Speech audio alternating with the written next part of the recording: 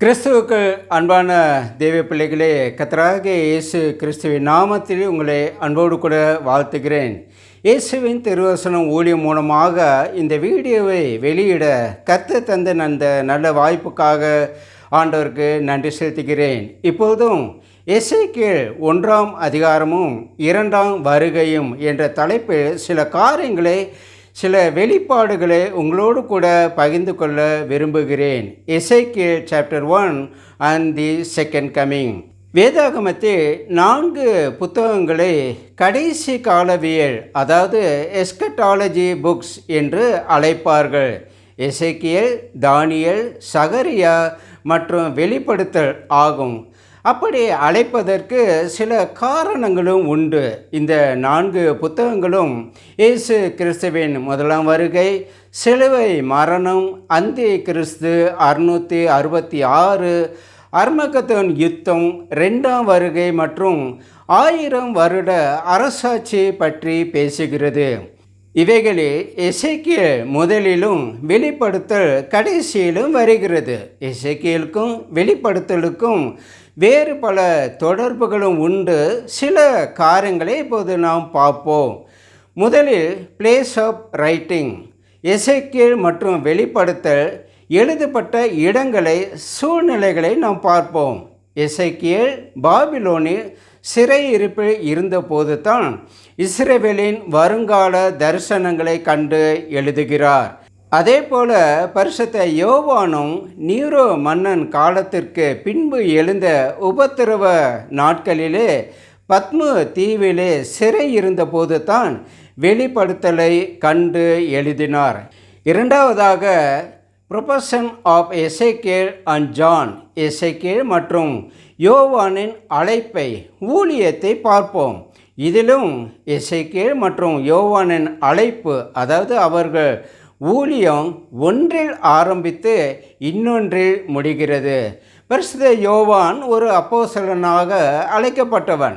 ஆனால் முடிவில் முழு உலகத்தின் முடிவை பற்றி பல காரியங்களை தீர்க்க தரிசனமாக கண்டு எழுதினான் என்று பார்க்கிறோம். அதாவது யோவான் ஒரு அப்போஸ்தலனாக அழைக்கப்பட்டு ஒரு தீர்க்கதரிசியாக தன் ஓட்டத்தை, ஊழியத்தை முடிக்கிறான். அதே போலத்தான் எசேக்கியேலின் குடும்ப பின்னணி. அவனுடைய அழைப்பு ஒன்று, ஆனால் அவனுடைய ஓட்டத்தின் முடிவு இன்னொன்று. எசேக்கியேல் 1:3 பூசி எனும் ஆசாரியனுடைய குமாரனாகிய எசேக்கியேலுக்கு கர்த்தருடைய வார்த்தை உண்டாகி என்று உள்ளது. அதாவது அவனுடைய குடும்பம் ஒரு ஆசாரிய குடும்பமாகும். பொதுவாக யூத பிள்ளைகள் சிறு வயதில் இருந்தே சிறந்த முறையில் கல்வி கற்க ஆரம்பித்து விடுவார்கள். 5 வயதில் இருந்து வேதத்தை கேட்க வேண்டும். 10 வயதில் கற்பனைகளை மனப்பாடம் செய்யணும். 13 வயதில் மோசேயின் நியாயப்பிரமாணத்தில் உள்ள 613 பிரமாணங்கள், அதில் செய்ய வேண்டிய பிரமாணங்கள் டூஸ் 248 மற்றும் டோன்ட், அதாவது செய்யக்கூடாத 365 பிரமாணங்களை வாலிப வயதிலேயே அவர்கள் மனப்பாடம் செய்திருக்க வேண்டும். 13 வயது, அதாவது டீனேஜ் ஆரம்பிக்கும் போது இவைகளை கற்று தேறி யூத ரபிமார்களுடன் பேசி தங்கள் சந்தேகங்களை நிவர்த்தி செய்ய வேண்டும். லூக்கா 2:46-47 இயேசு கிறிஸ்து இதை 12 வயது செய்தார். லூக்கா 2:46 அவர் தேவாலயத்தில் போதகர் நடுவில் உட்கார்ந்திருக்கவும் அவர்கள் பேசுகிறதை கேட்கவும் அவர்களை வினாவும் கண்டார்கள். பிரமித்தார்கள், ஆச்சரியப்பட்டார்கள் போன்ற வார்த்தைகள் அங்கு ஏன் வருகிறது என்றால் 13-15 வயதுக்கு மேல் உள்ள பாடங்களை இயேசு கிறிஸ்து 10-12 வயதிலேயே முடித்திருந்தார்.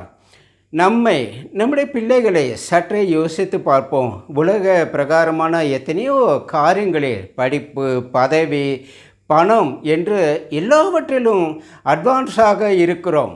ஆனால் ஜெபத்தில், வேதத்தில், ஊழியத்தில் பின்தங்கி இருக்கிறோம். உலக காரியங்களை பற்றி யோசியுங்கள், அதில் எந்த தவறும் இல்லை. ஆனால் ஆண்டவரை நேசியுங்கள், அதில் எந்த குறைவும் இல்லை. நான் இதுவரை பார்த்தது மற்ற யூத பிள்ளைகளின் படிப்பு பற்றியது. ஆனால் லேவி கோத்திர பிள்ளைகளுக்கு மற்ற பல பாடங்களும் உண்டு. பலிகள், ஆராதனை முறைமைகள் பற்றியும் அவர்கள் சிறந்த முறையிலே படித்து இருக்க வேண்டும். எசேக்கியேல் 1:1 30ஆம் வருஷம் 4ஆம் மாதம் 5ஆம் தேதியிலே வானங்கள் திறக்கப்பட நான் தேவ தரிசனங்களை கண்டேன் என்று எசேக்கியேல் எழுதுகிறார். அதாவது எசேக்கியேலுக்கு 30 வயது ஆனபோது தீர்க்க தரிசன வெளிப்பாடு, தீர்க்க தரிசன ஊழிய அழைப்பு அவருக்கு வருகிறது. எசேக்கியேலுக்கு பிரச்சனையே இங்கே தான் ஆரம்பித்தது. அவன் ஒழுங்காக எல்லா லேவிய பாடங்களை படித்து பயிற்சி முடித்து சரியாக ஆசாரிய வேலையை ஜாயின் பண்ணுகிற ஒரு நேரம். என்னாகமும் 4:3 ஆசரிப்பு கூடாரத்திலே வேலை செய்யும் சேனைக்கு உட்படத்தக்க 30 வயது முதல். அதாவது ஒரு ஆசாரியன் அவனது 30ஆம் வயதில் ஒரு முழு நேரமாக ஆலயத்தில் பணி செய்ய தகுதி பெறுகிறான். இங்கே எசேக்கியேல் சரியாக ஆசாரிய வேலையில் சேருகிற 30ஆம் வயதில் சிறைப்பட்டு பாபிலோனில் இருக்கிறான். ஆனால் ஒன்று, எசேக்கியேலுக்கு 30ஆம் வயதில் ஆசாரிய பணி கிடைக்காவிட்டாலும் அதே வருடத்தில் அதே வயதில் தேவன் அவனை ஒரு தீர்க்கதரிசியாக அழைக்கிறார், உருவாக்குகிறார்.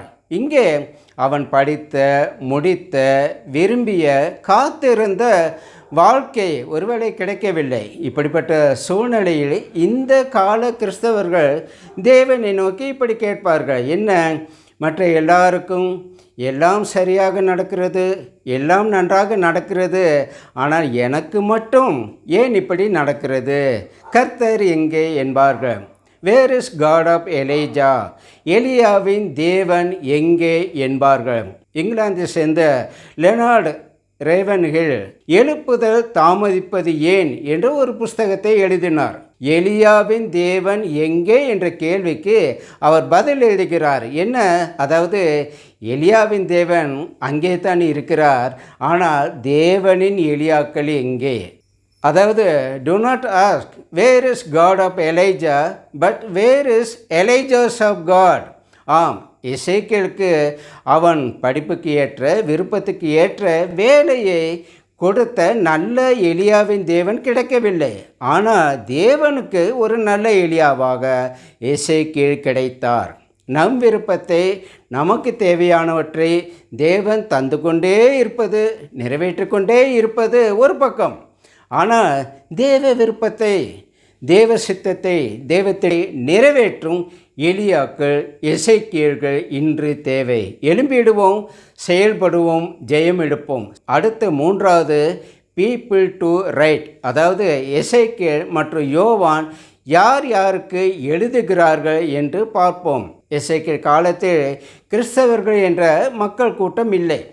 அவருடைய காலத்தில் யூதர்கள் பாபிலோனுக்கு சிறைப்பட்டு போனார்கள். ஸோ எசேக்கியேலின் கவலை, கவனம் எல்லாமே யூதர்கள் மட்டும்தான். ஆனால் யோவான் காலத்தில் நிலைமை மாறி இருந்தது. அப்போது கிறிஸ்தவர்கள் திருச்சபை என்ற ஒரு கூட்டம் உருவாகி இருந்தது. கிறிஸ்தவர்களுடைய வருங்காலம் என்ன, திருச்சபையின் எதிர்காலம் என்ன போன்ற கேள்விகளும் அங்கே எழுந்திருந்தது. இருவருமே வருகையை பற்றி தான் தீர்க்க தரிசனம் உரைத்தார்கள். ஆனால் கீ ஈவெண்ட்ஸ், தரிசன நிகழ்ச்சி நிரல் வரிசை மாறுகிறது.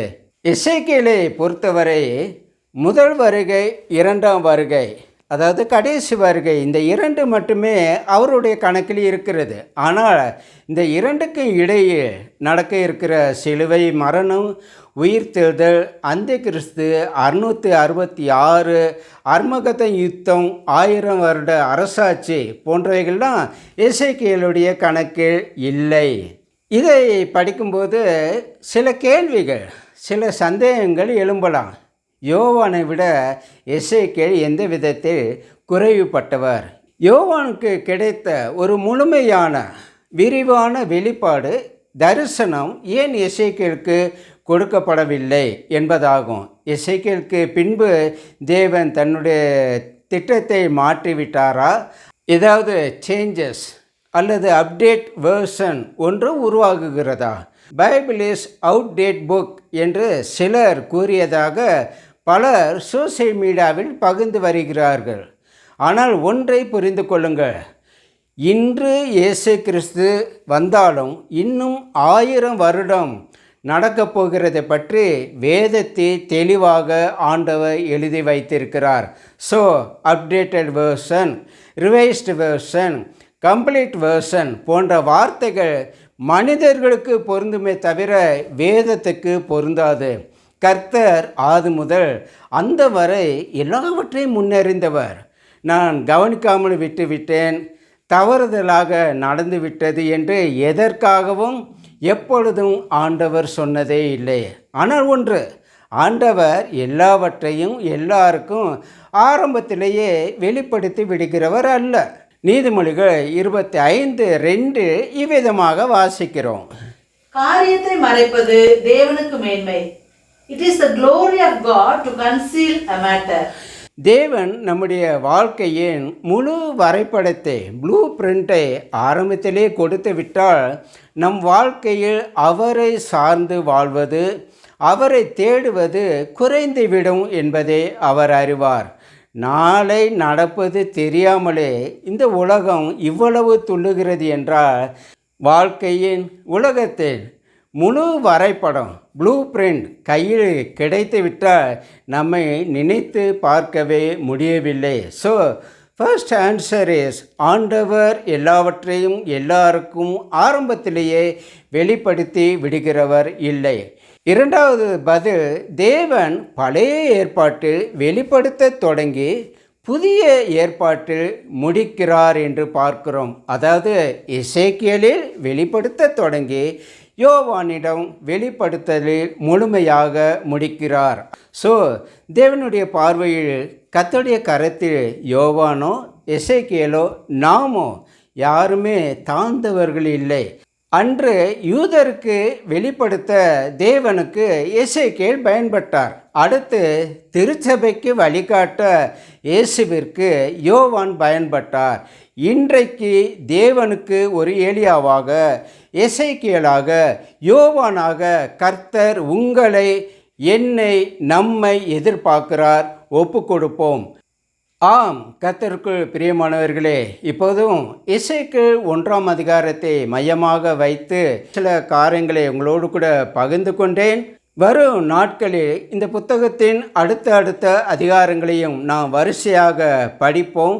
இயேசுவின் திருவசனம் ஊழியத்தின் இந்த தியானம் உங்களுக்கு பிரயோஜனமாக இருந்திருக்கும் என்று நம்புகிறோம். ஜீசஸ் டிவைன் வேர்ட் மினிஸ்ட்ரி சேனலை தொடர்ந்து பாருங்கள், சப்ஸ்கிரைப் பண்ணுங்கள், மற்றவர்களுக்கும் பகிர்ந்து கொள்ளுங்கள். உங்களுக்காக நாங்கள் ஜெபிக்கிறோம். கர்த்தர் நம்மை ஆசீர்வதிப்பாராக. ஆமேன், ஆமேன்.